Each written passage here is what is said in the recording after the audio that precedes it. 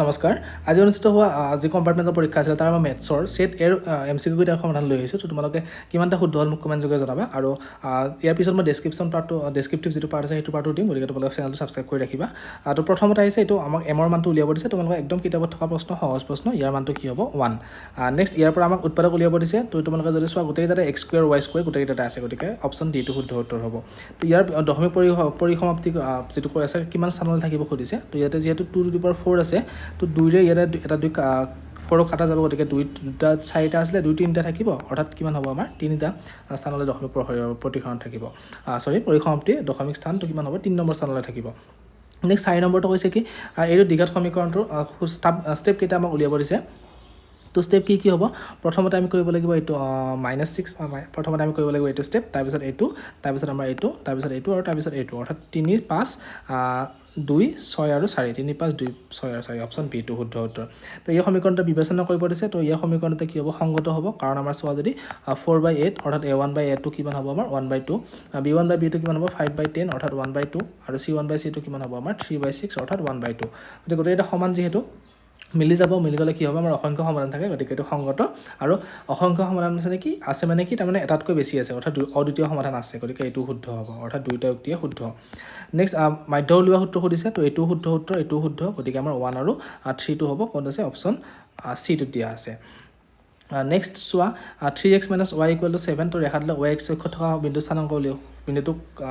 উলিয়াব দিছে গতিকে x অক্ষত থকা বিন্দু স্থানাংক y = 0 হয় গতিকে 3x = 7 হ'ব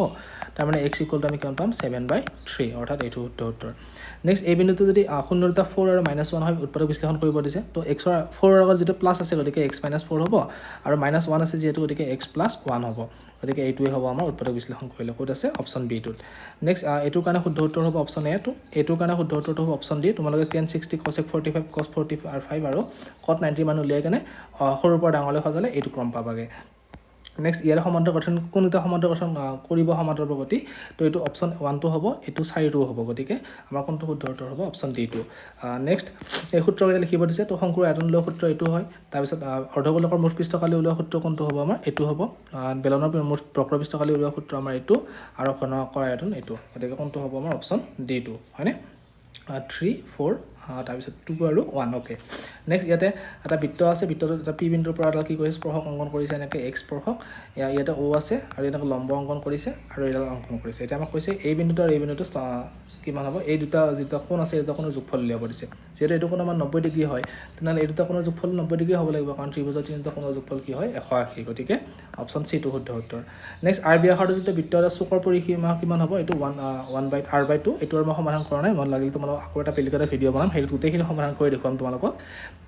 নেক্সট 15 নম্বৰটো কি কৈছে সম্ভাৱিতা উলিয়াব দিছে তো মুঠ বল কেইটা আছে সব মাৰ্বল যে ৰঙা বল মাৰ্বল 5টা এয়া দুটা 7টা হ'ল আৰু এয়া 3টা 10টা গতিকে মুঠ মাৰ্বল 10টা ৰঙা মাৰ্বল পৰা সম্ভাৱিতা খুদিছে ৰঙা মাৰ্বল 5টা আছে তো 5/10 অৰ্থাৎ এইটো কিমান হ'বকৈ 1/2 অপশ্যন সি টো শুদ্ধ উত্তৰ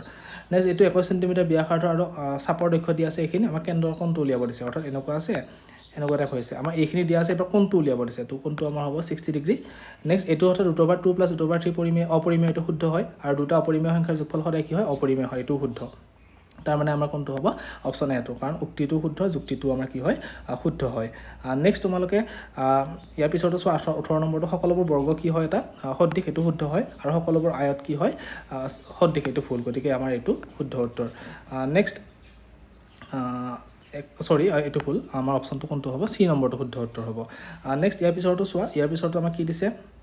19 নম্বৰটো যে এইটো উক্তি শুদ্ধ এইটো উক্তি আমাৰ ভুল হয় এইটো উক্তি শুদ্ধ এইটো ভুল গতিকে 1 আৰু 3 টো শুদ্ধ তো অপশ্যন এ টো শুদ্ধ উত্তৰ হ'ব নেক্সট ইয়াৰ পিছতো কি আছে এইখিনিত আমাক কি কৈছে 0 এটা -2 আছে তেনেহ'লে আমাক k মানটো উলিয়াব দিছে তো -2 হ'লে কি হ'ব ইয়াতে x ৰ মান -2 বহাই দিয়া k মানটো পাবাগৈ -2 এইটো সমাধান কৰিলে x আৰু y মান উলিয়াব লাগে তো x আৰু y মান কিমান হ'ব আমাৰ 3 আৰু 2 দ্বিঘাত সমীকৰণটো কি কৈছে আমাৰ x + 3 কোনটো হ'ব খুদিছে তো এইটো নহয় এইটো নহয় এইটো নহয় আমাৰ এইটো শুদ্ধ হয় গতিকে অপশ্যন বি টো লুডুগুটি এটা মাৰি পঠালে 3 গুণিত কৰাৰ সম্ভাৱিতা খুদিছে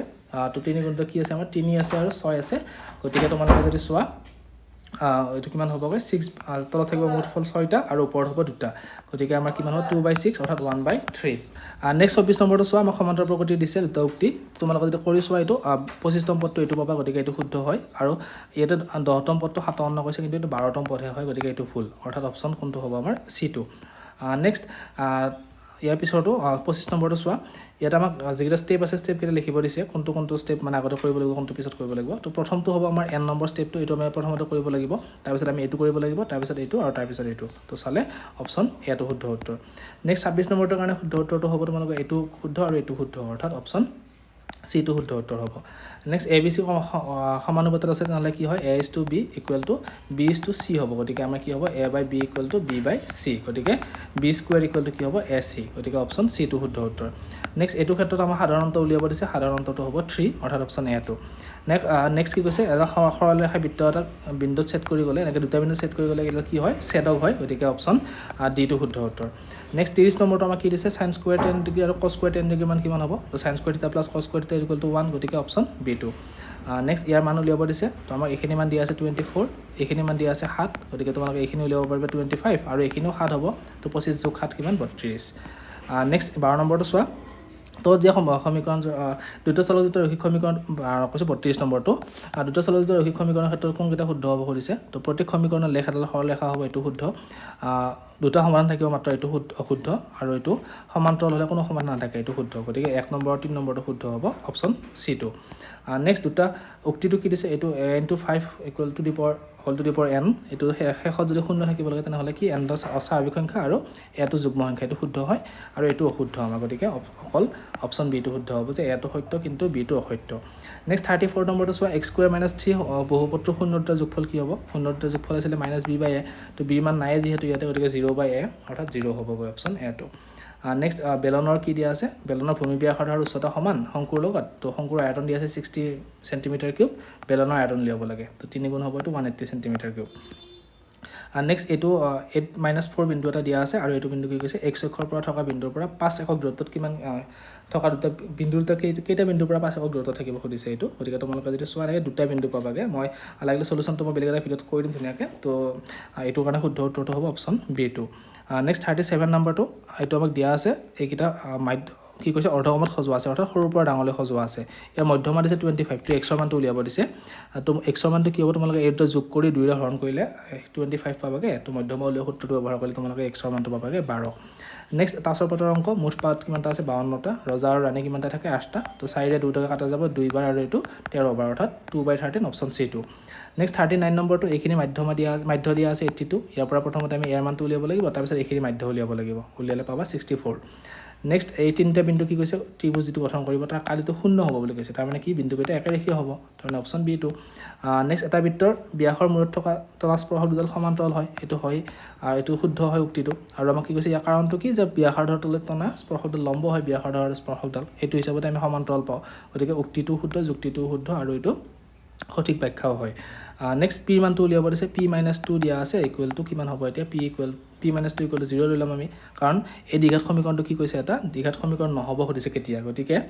এইখিনি x স্কোৱাৰ আগৰ সহগটো 0 হ'ব লাগিব তেতিয়াহে কি হ'ব এই দ্বিঘাত সমীকৰণ নহয় তো তাৰ পৰা চালে তোমালোকে p মানটো 2 পাবা অৰ্থাৎ অপশ্যন ডি টো নেক্সট বেলনৰ বক্ৰপৃষ্ঠকাল দিয়া আছে ভূমি পৰিধি দিয়া আছে বেলনৰ উচ্চতা উলিয়াব দিছে 10 সেন্টিমিটাৰ এইটো সূত্ৰটোত আমাৰ কি হ'ব এইটো যে কোনকেইটা দিয়া আছে আমাক কৈছে বৃত্তকলাৰ কালি উলিয়াব দিছে বৃত্তকলাৰ কালি উলিওৱা সূত্ৰ θ/360 ইনটু পাই r স্কয়াৰ তো থিটাৰ মানটো 360 হ'ব 360/360 হ'লে 1 পাই r স্কয়াৰ অৰ্থাৎ এইটো হ'ব এইটোৰ লগত 1 বহালে কিমান হ'ব 1/360 অৰ্থাৎ এইটো হ'বগৈ তো এনেকৈ মিলালে আমি কিমান পাম এইটো পাম ইয়াৰ লগত